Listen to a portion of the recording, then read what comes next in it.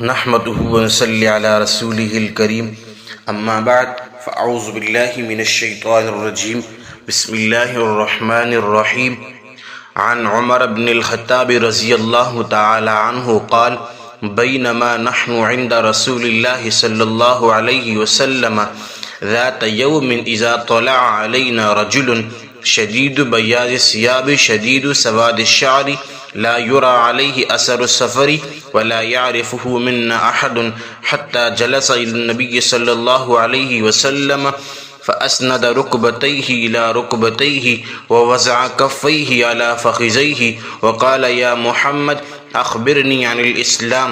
قال الإسلام أن تشهد أن لا إله إلا الله وأن محمد رسول الله وتقيم الصلاة وتؤتي الزكاة وتصوم رمضان وتحج البيت إن استطاع إليه سبيلا. قال صدقت. فعجبنا له يسأله ويصدقه. قال فأخبرني عن الإيمان. قال أن تؤمن بالله وملائكته وكتبه ورسله واليوم الآخر وتؤمن بالقدر خيره وشره. قال صدقت. قال فأخبرني عن الإحسان. قال أن تعبد الله كأنك تراه فإن لم تكن تراه فإنه يراك. قال فأخبرني عن الساعة. قال ما المسؤول عنها بأعلم من السائل. قال فأخبرني عن أمارتها. قال أن تلد الأمة ربتها وأن ترى الحفاة العراة العالة رعاء الشاء يتطاولون في البنيان. قال ثم انطلق فلبس مليا ثم قال لي يا عمر أتدري من السائل؟ قلت الله ورسوله أعلم. قال فإنه جبرائيل أتاكم يعلمكم دينكم. رواہ مسلم۔ حضرت عمر بن خطاب رضی اللہ تعالی عنہ بیان کرتے ہیں، ایک دن ہم صحابہ رسول خدا صلی اللہ علیہ وآلہ وسلم کی مجلس مبارک میں بیٹھے ہوئے تھے کہ اچانک ایک شخص ہمارے درمیان آیا جس کا لباس نہایت صاف ستھرے اور سفید کپڑوں پر مشتمل تھا اور جس کے بال نہایت سفید سیاہ چمکدار تھے، اور اس شخص پر نہ تو سفر کی کوئی علامت تھی کہ اس کو کہیں سے سفر کر کے آیا ہوا کوئی اجنبی شخص سمجھا جاتا، نہ ہم میں سے کوئی اس کو پہچانتا تھا، جس کا مطلب یہ تھا کہ وہ کوئی مقامی شخص یا کسی کا مہمان بھی نہیں تھا۔ بہرحال وہ شخص نبی کریم صلی اللہ علیہ وآلہ وسلم کے اتنے قریب آ کر بیٹھا کہ آپ صلی اللہ علیہ وآلہ وسلم کے گھٹنوں سے اپنے گھٹنے ملا لیے، پھر اس نے اپنے دونوں ہاتھ اپنے دونوں رانوں پر رکھ لیے، جیسے ایک سعادت مند شاگرد اپنے جلیل القدر استاد کے سامنے بادب بیٹھتا ہے اور استاد کی باتیں سننے کے لیے ہمتاً متوجہ ہو جاتا ہے۔ اس کے بعد اس نے عرض کیا، اے محمد صلی اللہ علیہ وآلہ وسلم، مجھ کو اسلام کی حقیقت سے آگاہ فرمائیے۔ حضرت صلی اللہ علیہ وآلہ وسلم نے فرمایا، اسلام یہ ہے کہ تم اس حقیقت کا اعتراف کرو اور گواہی دو کہ اللہ کے سوا کوئی معبود نہیں اور محمد صلی اللہ علیہ وآلہ وسلم اللہ کے رسول ہیں، اور پھر تم پابندی سے نماز پڑھو، اگر صاحب نصاب ہو تو زکوٰۃ ادا کرو، رمضان کے روزے رکھو، اور زاد راہ میسر ہو تو بیت اللہ کا حج کرو۔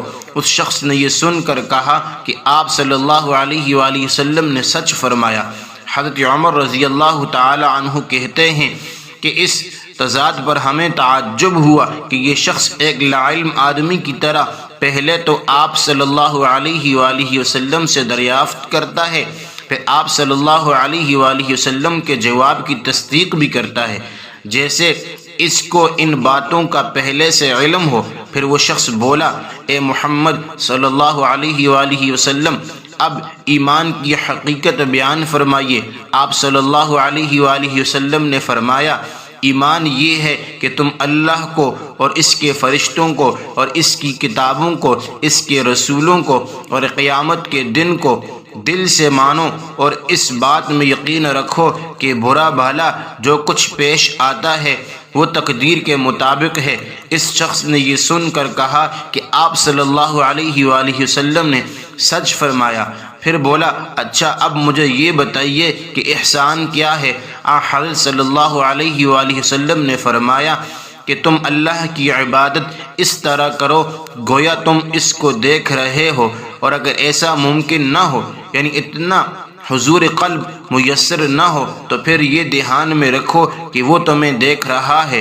پھر اس شخص نے عرض کیا کہ قیامت کے بارے میں مجھے بتائیے کہ کب آئے گی؟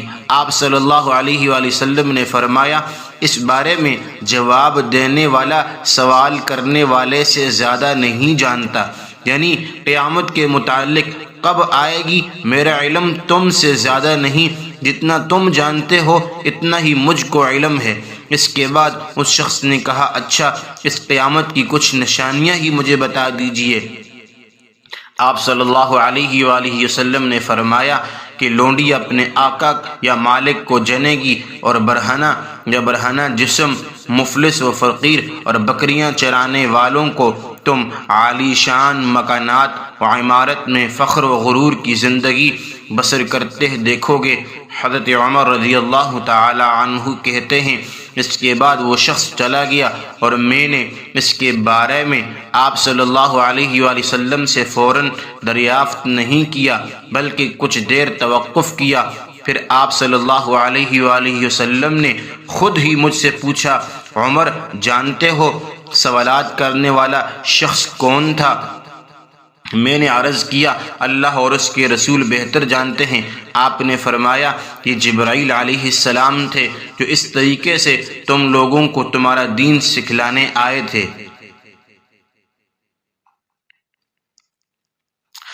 اس حدیث کو حدیث جبرائیل کہتے ہیں، اور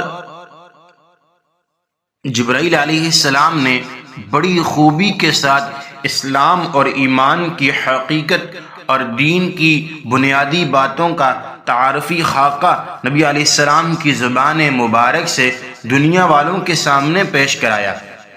اس حدیث میں سب سے پہلے ایمان اور اسلام کی حقیقت بیان ہوئی کہ اسلام کیا ہے، پھر ایمان کیا ہے، جس سے ایمان اور اسلام کے درمیان میں فرق بھی ثابت ہو جاتا ہے کہ ایمان کا تعلق تو باطن یعنی دل کی تصدیق اور یقین کے ساتھ اور اعتقاد کے ساتھ ہے، اور اسلام کا تعلق انسان کے ظاہری اعمال اور اطاعت اور فرمانبرداری کے ساتھ ہے۔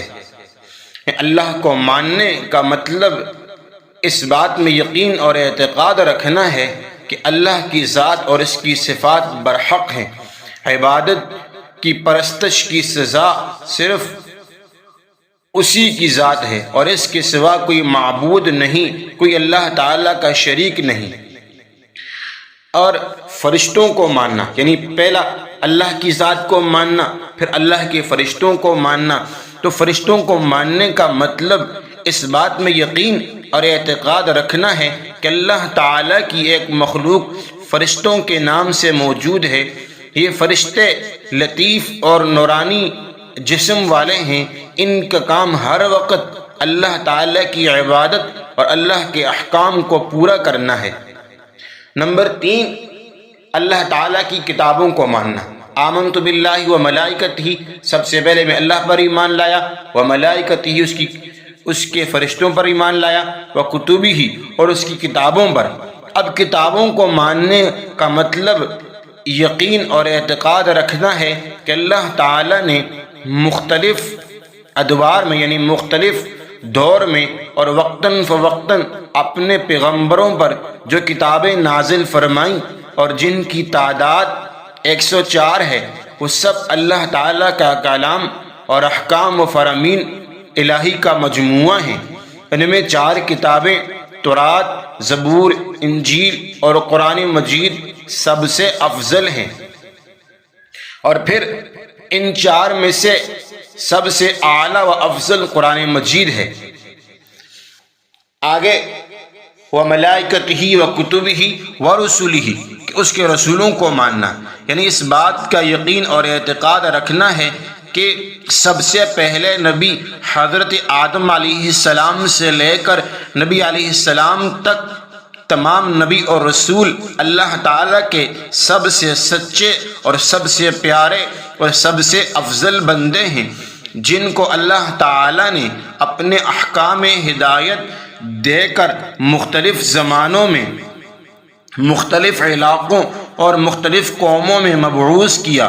انہوں نے ان خدائی احکام ہدایات کے تحت دنیا والوں کو ابدی صداقت اور نجات کا راستہ دکھایا، یعنی ہمیشہ کی سچائی اور نجات کا راستہ دکھانے اور نیکی اور بھلائی یعنی اچھی باتیں پھیلانے کا اپنا فریضہ پوری طور پر ادا کیا۔ یعنی جو بھی نبی آتا وہ لوگوں کو یہی کہتا کہ بھئی اللہ کو مان لو، اللہ کی مان لو، کہ اللہ ایک ہے اور اللہ کی عبادت کرو، جن کاموں کو اللہ نے کرنے کا حکم دیا ہے ان کو کرو، جن سے منع کیا ہے ان سے رک جاؤ۔ اور یہ ان تمام نبیوں اور رسولوں کے سردار پیغمبر آخر الزمان حضرت محمد مصطفیٰ صلی اللہ علیہ وآلہ وسلم ہیں، جو کسی خاص زمانہ، کسی خاص علاقہ اور کسی خاص قوم کی طرف مبعوث نہیں ہوئے، بلکہ اللہ کا ابدی دین اسلام لے کر تمام دنیا اور پوری کائنات کی طرف مبعوث ہوئے، اور تا قیامت انہی کی نبوت اور انہی کی شریعت جاری اور نافذ رہے گی۔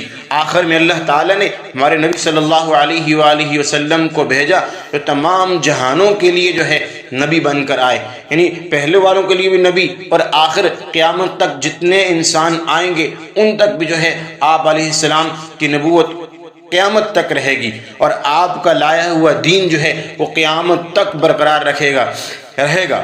یعنی جو لوگ آج کے بعد، ہمارے بعد جو لوگ آئیں گے قیامت تک، وہ بھی آپ صلی اللہ علیہ وآلہ وسلم کی شریعت پر ان کو بھی عمل کرنا ضروری ہوگا، وہ بھی نبی علیہ السلام کی شریعت پر، آپ کے لائے ہوئے دین پر عمل کریں گے۔ اور یوم آخر یعنی آخرت کے دن پر ایمان لانا، اس سے مراد یہ ہے کہ جو مرنے کے بعد سے قیامت قائم ہونے اور پھر جنت میں داخل ہونے تک جو عرصہ مشتمل ہے، قیامت کے دن کو ماننے کا مطلب اس بات میں یقین رکھنا ہے کہ شریعت اور شارع علیہ السلام نے بعد الموت اور آخرت کے بارے میں جو کچھ بتایا ہے، یعنی موت کے بعد پیش آنے والے احوال، مثال کے طور پر قبر، برزخ کے احوال اور قیامت، حشر و نشر، حساب و کتاب، پھر جزا و سزا کا جو فیصلہ ہے، جنت اور دوزخ، یہ سب جو ہے اٹل حقیقت ہے، اور جن کا واقع پذیر ہونا اور پیش آنا لازمی امر ہے، اس میں کوئی شک اور شبہ نہیں۔ تو یہ ایک بہت ہی اہم حدیث ہے۔ اس حدیث کے اندر جو ہے جبریل علیہ السلام نے پورے جو ہے دین اسلام کا ایک خاکہ نبی علیہ السلام کی زبان سے جو ہے وہ ہمارے لیے کہلوایا ہے۔ تو انشاءاللہ باقی ہم کل کے درس میں انشاءاللہ اس میں جو باقی تفصیل ہے وہ پڑھیں گے انشاءاللہ۔ وآخر دعوانا ان الحمد للہ رب العالمین۔